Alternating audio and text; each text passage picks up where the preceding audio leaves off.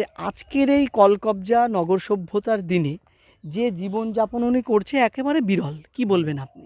এটা বিরলই, কারণ এখানে বাজ পড়েছিল, মারা গেছে, নিচে একজন মারা গেছেন, কিন্তু ও পড়েছিল। হ্যাঁ ভিউয়ার্স, আপনারা আজ এই ভিডিওতে জানতে চলেছেন বাস্তবিক এই বিস্ময়কর মানুষটির সম্পর্কে। শুরুতেই যার সম্পর্কে আমি এক চুল জেনেই অবাক হলাম, বাকিটা জেনে আপনারা থ হয়ে যাবেন।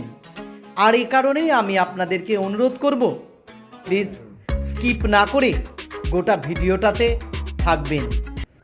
আচ্ছা, উনি কি সব সময়তেই ওপরে থাকেন? হ্যাঁ, সব সময় তো উনি উপরে থাকে। ওই এটা তো নদীর, এটা তো নদীর ধার। হ্যাঁ, গঙ্গার পার নদীর ধারে বর্ষাকালে, মানে বর্ষাকালে জল উঠে আসে এখানে? হ্যাঁ, এখানে জল উঠে আসে। আচ্ছা, যখন জল উঠে আসে তখন উনি কোথায় থাকেন? হ্যাঁ, উনি ওপরেই থাকে। উনি ওপরেই থাকেন। তা সেক্ষেত্রে ওনার খাবার দাবারের যোগানটা কিভাবে হয়? উনি নিয়ে আসে ভিক্ষাবাসী করে, আবার নিয়ে উপরে উঠে যায়। আচ্ছা, উনি ভিক্ষাবাসী করে। সেক্ষেত্রে যান কি করে? ওরা যান হয়তো কি একটা করে? ভেলা তৈরি করে চলে যায় এখানটা, আবার ওখান থেকে ভেলা রেখে ওখান দিয়ে যাবে। এখন হয়তো ওনার চেহারা, ওনার যা উনি একই বর্ণ আছে এখন। দেখছি আমি, 10-15 দেখে বছর। অনুমান করতে পারি যে ওনার 70 বছর হয়তো হবে। হ্যাঁ, আমরা 15-20 বছর ওনাকে এরকমই দেখে যাচ্ছি। এই একটু একটানা ছিল, 15-20 একটা বছর ধরে এই এইরকম ভাবটা। ভাবে? হ্যাঁ, এই রূপটা একটানা 15-20 বছর দেখা যাচ্ছে। হ্যাঁ, আগে এখানে কোথায় করেছিল? এইখানটা করে। এই এই এই দিকটাই করেছিল? হ্যাঁ, এইখানটা। আচ্ছা আচ্ছা, এখন এটা করেছিল। আচ্ছা, এই যে কদম গাছটা, এই যে কদম গাছ যেটা রয়েছে, যে কদম গাছের সাথে ওনার ঘরের খুঁটিগুলো রয়েছে, এই কদম গাছগুলোকে উনি নিজে হাতে লাগিয়েছেন? মানে যদি যদি যদি যদি ধরুন 20 বছর হয়, যদি ধরুন 20 বছর হয়, ওনার হাতে তাহলে- লাগানো ওইগুলো সব। কারণ 20 বছরের অনেক কম বয়স। হ্যাঁ, কদম গাছ। কম বয়স। এখানে কিছু ছিল না, এগুলো হয়েছে উনি থাকাকালীন। সব এই সব গাছগাছরা সব উনি লাগিয়েছেন।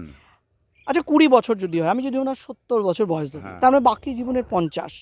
যদি ওনার আমি যৌবনকালটাও দেখি, মানে যৌবনকালের খুব একদম লাস্ট পার্ট হলো 50-এর দিক, তো সেই যৌবনকালটা উনি ঘর সংসার কি করেছিলেন? সংসার করেছিল, ঘর সংসার করেছিলেন। তারপরে ত্যাগ আচ্ছা, করে তাহলে দিয়েছে। সেই ঘর সংসার কি হলো? স্ত্রী, বউ, বাচ্চা এগুলো কি হলো? ও সব তো এই ত্যাগ হয়ে গেছে। ওনার সাথে তাহলে ওনার যে ঘর সংসার কি হলো? ঘর সংসার ঘর সংসার আছে, কিন্তু উনি ত্যাগ করে চলে এসেছেন। ত্যাগ ত্যাগ মানে ঘর সংসারে কে গেছে? বউ বাচ্চা কাছে? 2 মেয়ের বিয়ে হয়ে গেছে, মেয়েরা মাঝে মধ্যে এখানে আসে বাবাকে দেখতে, তাছাড়া কিছু করার নেই। আচ্ছা, উনি ঘর সংসার যে ত্যাগ করে এসেছে, তা সেক্ষেত্রে বাড়ির কারোর অভিযোগ আছে কি, জানেন না আপনারা লোকাল? কোনো অভিযোগ নেই। তাহলে উনি যে সত্যি কথা বলতে, তে আজকের এই কলকবজা নগর সভ্যতার দিনে যে জীবনযাপন উনি করছে একেবারে বিরল, কি বলবেন আপনি? এটা বিরলই, কারণ এখানে বাজ পড়েছিল, মারা গেছে, নিচে একজন মারা গেছেন, কিন্তু ও পড়েছিল। আর 2 বছর আগে বাজ পড়ে একবার অনেকগুলো লোক মারা গেল না, বাজ পড়ে অনেক জায়গায়। সেই দিনকেই ওই তলায় একজন ছিল, ওই তলায় ও মারা গেল, ওইখানে পড়েছিল বাজ, এই গাছের উপর দিয়ে ইয়ে হয়েছিল, উনি উপরেই ছিল। এখান থেকে কারেন্টের তার মারছিল, সব পুড়ে গেছিল। কিন্তু ওপরে উনি ছিলেন একদম জীবিত অবস্থা। জীবিত অবস্থা উনি ছিলেন, নিচে একজন মরে রয়েছে। ও বলছে এই মধু ওঠ, এই মধু ওঠ, মধু আর ও তখন বলছে বাজ পড়ে যাবে, মারা গেছে। আচ্ছা, খুব স্বাভাবিকভাবে মানে যেখানে বাজ পড়ে কেউ মারা যায়, তার মানে কয়েক গজের মধ্যেও কেউ থাকলেও কিন্তু সেও মারা যায়। ওর কিছু হয়নি, ও পড়েছিল, ও তো মানে হাত একেবারে পায়নি। ঈশ্বর প্রদত্ত শক্তি ওনার মধ্যে রয়েছে। হ্যাঁ, নইলে ধরুন এখানটাতে জনশুনশান জায়গা, যেখানে কোনো এবার সাপ আছে, অনেক কিছু থাকে, ইঁদুর, সাপ সব আছে এখানে। তাই হ্যাঁ, মাঝে মাঝে দেখা যায়, মাঝে দেখা যায় না। যখন এখানে ছিল বিশাল বড় দাঁড়া, সেটা ওই ঘরের ভিতরে ছিল। খুব স্বাভাবিকভাবে গাছের উপরে যখন আছে, এরকম চারদিকে গাছ, পেছনে এত জঙ্গল, এখানে সাপ তো আসাটা খুব স্বাভাবিক। সাপ আছে, হনুমান আছে, হনুমানের খাবার দেয়, ওখানে বসে বসে খায়। ও বিস্কুট আলু ফালু যা যা ভিক্ষা করে নিয়ে আসে, হনুমানকে দেয়, আর রান্না করে কুকুরদের খাওয়ায়। জ্যান্ত গাছকে খুঁটি করে ছেঁড়া ফাটা চিপলের ছাউনিতে নবদ্বীপের গঙ্গার তীরে রানীর চরে বেঁধেছেন তিনি শূন্যে এই ঘর। শূন্যের এই ঘরে সাপ, ইঁদুর, পিঁপড়ে, পাখি, হনুমান আর মাটিতে সারমেয়কে সঙ্গী করে কাটিয়ে দিলেন জীবনের 20টা বছর। জীবনের বাকি সময়টাও তিনি এখানেই কাটাবেন, এইভাবে নিঃসঙ্গে। মাচার উপরেই তার ঘর সংসার। আর এই কারণেই তিনি এখন সবার কাছে হয়ে উঠেছেন মাচান বাবা। সোশ্যাল মিডিয়াতেও তিনি ভাইরাল মাচান বাবা নামেই। কিন্তু কেন তিনি গৃহজীবন ত্যাগ করলেন, এই নিঃসঙ্গ জীবনযাপন শুরু করলেন? কি রয়েছে তার গৃহত্যাগের নেপথ্যে? নিজের পূর্বতন উচ্ছৃঙ্খল জীবনযাপনে কি এই ত্যাগের জন্য দায়ী, নাকি আছে অন্য কারণ? হ্যাঁ ভিউয়ার্স, আমি জেনেছি, সবটা জানাবো আপনাদেরও। আশা করছি এ পর্যন্ত যেভাবে আপনারা অবাক হয়েছেন কাণ্ড কারখানা শুনে, বাকি পর্বটাতেও আপনারা অবাক হবেন। পরিচিত হয়েছে হ্যাঁ, সবাই মাচান বাবা। উনার একটা মানে একটা ডাক নাম আছে, আমি কি মঙ্গল মনে হয় বলছিল, শ্যামল শ্যামল শ্যামল শ্যামল ন্যাংরা শ্যামল। আচ্ছা, একটু ন্যাংরা ধরনের বলে ন্যাংরা শ্যামল বলা হয়। ন্যাংরা শ্যামল বলা, ওনার না ডাক নাম ন্যাংরা শ্যামল। ন্যাংরা শ্যামল। আপনাদের ভালো লাগে উনি এরভাবে থাকে? হ্যাঁ হ্যাঁ, আমাদের এখানে আছে কোনো, আর খুব ভালো ছেলেও ভালো, ছেড়ে উনি লোকও ভালো। আচ্ছা, তাহলে ওনার সাথে একটু কথা বলি। বলেন উপরে যান। চলুন তবে আস্তে আস্তে ওনার যেখানটাতে বসবাস, মাটি থেকে অনেকটা উঁচুতে, মাটির স্পর্শ উনি ত্যাগ করেছেন, সেই সাধকের কাছে আমরা একটু যাওয়ার চেষ্টা করি। চলুন, কেমন আছেন উনি, কেমন তার বাসস্থান, কিভাবে করেন তিনি দিন যাপন, রাত্রি যাপন, চলুন না একবার উঁকি মেরে দেখি।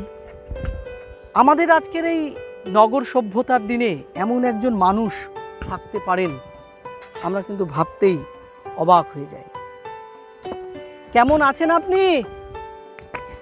দুধ জাল হচ্ছে নাকি? হ্যাঁ, এটা দুধ গরম হচ্ছে, এটা দুধ গরম হচ্ছে। আচ্ছা, বলছি এইভাবে জীবনযাপন কেন? আপনার কাছেই এত বড় নগর রয়েছে, আর এরম জীবনযাপন কেন? বাবা, আমার নগর আছে ঠিকই, আমার কাছে মানে সব জায়গা তো আমার ভালো লাগে না। আমার একভাবে মানে ভগবানের নিরিবিলি, যত দিকে যাব ঘন করব, তত জিনিসটা ঘন হবে। যত থালা বাসন বাড়াবো, তত থালা বাসন বাড়বে। এই হচ্ছে ব্যাপার। মায়া একটার পর একটা যাতে কমাতে পারি, তা কমাতে তো পারছি না, খালি বেড়েই যাচ্ছে। আজ এইটা, কাল এটা, নাড়তে গেলে একটা হাতা লাগছে, একটা কড়াই লাগছে, একটা লাগছে, এই একটা থালা লাগবে, একটা বাটি লাগবে, একটা গ্লাস লাগবে, এই বাড়তে শুরু হয়ে গেল। তাহলে এক জায়গা যদি থাকি, সংসারের মতন বাড়তি হয়ে গেল। তাহলে সেই সংসারে মায়াভূমিতে আমরা পড়ে গেলাম, সংসারের মধ্যে পড়ে গেলাম। তা এই জন্য মায়া একটা আলাদা, আর এই সংসার আমার আলাদা। এইটা হচ্ছে কার জন্য? এটা ভগবানের সংসার। আপনি কোন ভগবানের উপাসনা করেন? কে আপনার দেবতা? কে আমার দেবতা? হচ্ছে দেবাদেব মহাদেব। এই দেখো, আমার হচ্ছে এই বাবা ভোলেনাথ, এটা হচ্ছে মহাকাল বাবা, এটা হচ্ছে মহাকাল ভোলেনাথ, এটা হচ্ছে, আর এটা হচ্ছে সাদা, এই যে সাদা সন্ন্যাসী বাবা ভোলেনাথ, এই যে সাদাশ্রী, এই যে ইনি হচ্ছে সাদা সন্ন্যাসী বাবা। আকাশ সাদা, যেরকম মেঘ সাদা, এই সাদা গরু। এটা এই দেখো, এই যে হচ্ছে মহাকাল বাবা, এই যে মহাকালের বাবা। দেখো দেখে নাও, একদিন যদি তুমি এই পিঁপড়া হও, তোমাকে খেতে দেবে কেউ? এই যে পিঁপড়া হয়েছে, দেখো এই যে পিঁপড়াগুলো হয়েছে, এই যে এইগুলো হচ্ছে উল্লা পিঁপড়া। এই উল্লা পিঁপড়া, এই যে এদেরকে চিনি বাতাসা সবসময় দিয়ে রাখতে হয়, একে বলে মহাকাল। এর সাথে মিলিয়ে দেখে নাও মিলে কি না। হ্যাঁ, এই যে মিলছে। এটা যখনই তোমার বাবার এখানে শিবের মন্দিরে যাবে, এই মিষ্টি চিনি দিয়ে রাখতে হবে। এবার দিলে পরে এইগুলো ওরাও সেবা নেবে, ওরা সেবা নিলে পরে ভগবান কোন রূপে ভগবান আসে, কী রূপে আসে, তুমি তার দেখতে পারবে না, ভগবানকে চিনতেও পারবে না। শূন্যের এই ঘরের মাচাতে বসে আমি তার কাছে করে চললাম একাধিক প্রশ্ন। তিনি দুধ জাল দিতে দিতে আমাকে বলে চললেন সেই সব প্রশ্নের উত্তরগুলো। আমি কখনো তাকে নেগেটিভভাবে জিজ্ঞেস করলাম, তিনি একেবারে শিশুর মতোই সরল মনে উত্তর দিলেন। নিয়ে করবে সংসার, সে যদি তোমার মতন না হয়, যে যদি তোমার মতন ভাবের না হয়, তাহলে সেই সংসার আর কোনো দিন হবে না। সেই সংসার তোমার হাতের থেকে কাচের গ্লাস যদি পড়ে ভেঙে যায়, সেই গ্লাস আর কোনো দিন জোড়া লাগে না। অনুভব করতে পারলেন কেন আজ তিনি এরকম দৈন্যদশায় দিন কাটাচ্ছেন? কেন তিনি বিষয় আশায়, জমি বাড়ির মোহ ত্যাগ করে হয়েছেন ফকির? জানি আপনারা নিশ্চিত বুঝতে পেরেছেন। এই জঙ্গল ঘেরা জায়গাটাকে তিনি আজ বানিয়ে তুলেছেন তার বার্ধক্যের বারাণসী।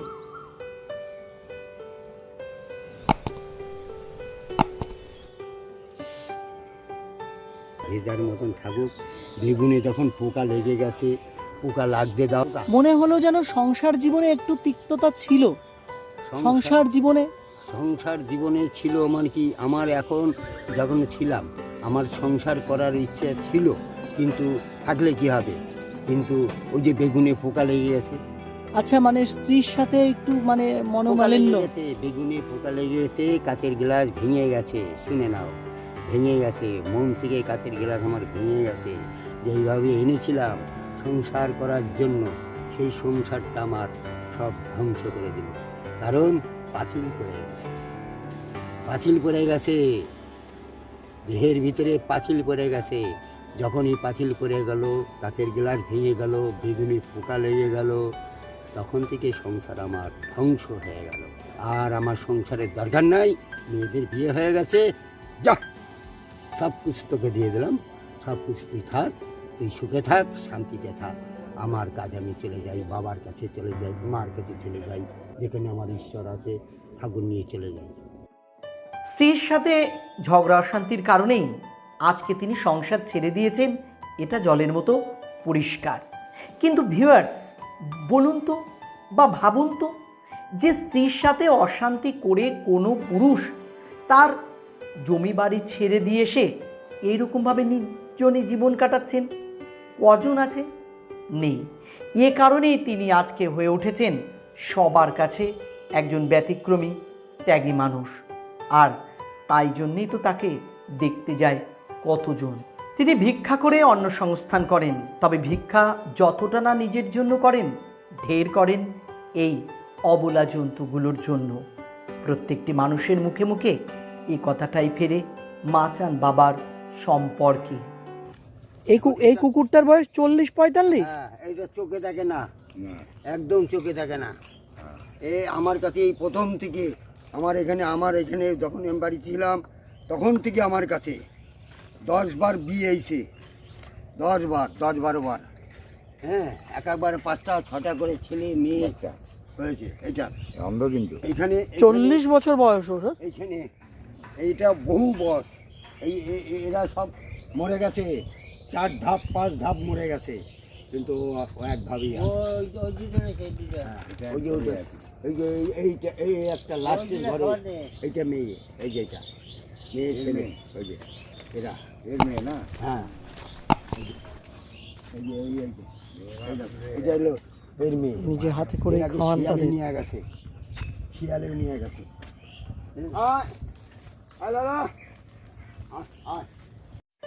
তিনি নিজের থেকে যে এই জন্তু জানোয়ারগুলোর কথা বেশি ভাবেন, এটা কিন্তু অত্যুক্তি নয়, আমার চোখের সামনেই ঘটেছিল। আমি যখন ওনাকে বিস্কুটের প্যাকেটটা দিয়েছিলাম, খেতে দিয়েছিলাম দই, উনি কিন্তু দইটা খাওয়ার জন্য রেখে বিস্কুটটা আগে এদেরকে খেতে দিয়েছিল। হ্যাঁ, প্রতিনিয়ত মাচান বাবা তার ত্যাগী জীবনের নিদর্শন দিয়ে চলেছেন। তবে তার এই জীবনটা নিয়ে কিন্তু হয় ব্যঙ্গ, হয় কটাক্ষ, এই কথাতেই প্রমাণ। সাদায় এই যে এই দেখো, এই যে জটমট দিয়ে সাজাইছে, এগুলো কি এইগুলো সাজাইছে, এগুলো তো সাজানো, এগুলো তো সাজাইছে। আমাকে জট এসছে, এগুলো ভগবান জট বানিয়েছে, বান বানিয়েছে, এগুলো তো ভগবানের, এগুলো তো সব ভগবানের। অনেকে বলে যে বানানো যায় না বাবা, হ্যাঁ বানাও, বানাই দেখো, বানাতে পারো নাকি। সে যদি না বানায়, সে কোনো দিন সাধু হতে পারবে না। এরকম মহাপ্রভু, স্বয়ং মহাপ্রভু, সে তো ত্যাগী। তাহলে মহাপ্রভু সংসার ছেড়ে চলে যায়নি? তাহলে মহাপ্রভু সংসার ছেড়ে চলে গেলে পরে সে কি আর এসেছিল? আর আসেনি, সেই চলে গেছে সন্ন্যাসী। তাহলে ঘর বাড়ি ফেলে ফুলে দিয়ে সে সন্ন্যাসী ত্যাগী হয়ে চলে গেল। কিসের জন্য গেল? তোমাদের মঙ্গলের জন্য। সে দেখলো আমি সবার জন্য, আমার পৃথিবীতে স্মৃতি হয়ে থাকবে আমার নাম মহাপ্রভু শ্রী চৈতন্য অদ্বৈত নিত্যানন্দ গৌরাঙ্গ মহাপ্রভু হয়ে থাকবে। হ্যাঁ, কেন রয়ে গেল? তোমাদেরকে উদ্ধার করার জন্য। আপনি আপনি লিখতে টিখতে পারেন কিছু? আমি কিছুই পারি না বাবা, আমি যদি লিখতে পারতেন, যদি তাহলে লিখতে পারতেন, লিখতে পারলে তাহলে দেখুন কবেই। এটা তো একটা স্বাভাবিক যে আপনি একদিন থাকবেন না। হ্যাঁ, এই যে আপনার একদিন না থাকাটা, হ্যাঁ। একদিন কিন্তু আপনি যদি লিখে যেতে পারেন, সেদিন কিন্তু কেউ পড়তে পারবে। জীবনের যে মায়া, জীবনের যে মোহ ত্যাগ করে এখানে এসে এরকম নির্জন জায়গায়, তবে হ্যাঁ, একটা কথা, এই যে আমি যা যা বলে গেলাম তোমার মোবাইলের ভিতরে, ইউটিউবের ভিতরে, এগুলো তো কথাগুলো তোলা থাকবে, একদম তাহলে ওইগুলোই তোমরা লিখে নেবে, ওগুলোই। আমায় তো লিখতে হবে না, তোমরাই লিখে নাও। আচ্ছা, তোমাদের আমি হাতে- আস্তে আস্তে মানে আপনার একটা নাম রয়েছে, ওই নাম- মাচান বাবা। হ্যাঁ, মাচান বাবাই, বাবাই আর বলে। আর কিছু দিতে হবে না, ওই আর কিছু কোনো নাম দিতে হবে না, ওই নামই আপনি চলবে। মাচান বাবাতেই বিখ্যাত, মানে আপনি চান এটাতেই আমি এ, সবার আমি- কাছে পরিচিত। আমি খুশি না, ভগবান খুশি। আচ্ছা আচ্ছা আচ্ছা, ভগবান করেছে আমাকে, আচ্ছা। এই যার জন্য ওই নয় মাচার উপরে আমি কেন থাকবো, এই ভগবান করে দিয়েছে, এই মাচার উপরে ভগবানই বলেছে। আপনার একটা কাঠ পিঁপড়ে আমায় কামড়েছে। হ্যাঁ, ও তো একটুখানি সানিয়ে দিয়েছে। হ্যাঁ, তা ও বলেছে যে দেখো এখানে বাবা থাকে, হ্যাঁ এই দেখো, তাহলে দিয়েছে তো, ভুলে দিয়েছে গেছে না? দিয়েছে, হ্যাঁ। আচ্ছা, এবার দেখো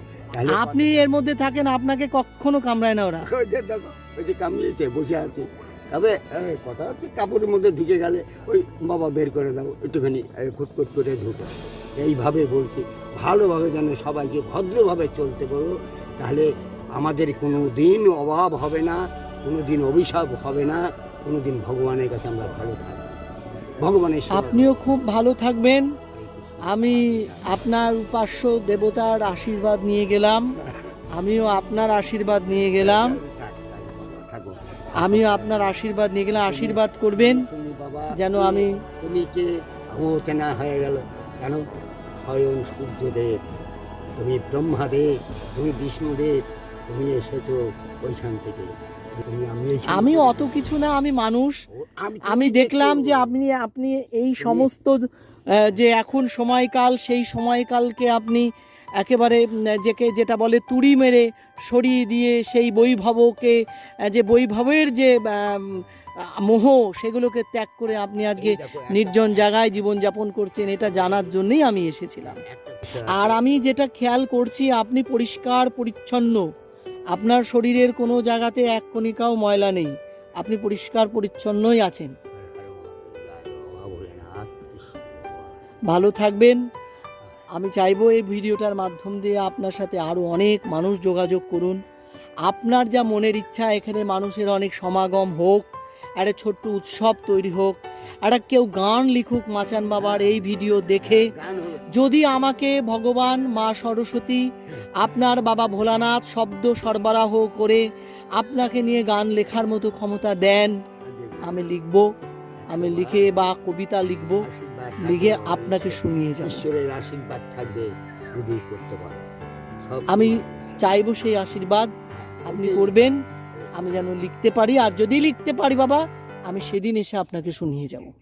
ওকে, জয় হর হর মহাদেব, বম ভোলে, জয় ভোলেনাথ, জয় ভোলেনাথ। শেষে এসে একটা কথাই বলতে হয়, বর্তমান দিনে যেভাবে স্বামী স্ত্রী মানে দাম্পত্য জীবনে অশান্তির ঘটনা বেড়ে চলেছে, সেই রকম জায়গায় দাঁড়িয়ে মাচান বাবার জীবন আদর্শ সবার জীবনে একটা পরিবর্তন আনতে সহায়ক হবে, এটাই আশা রাখি।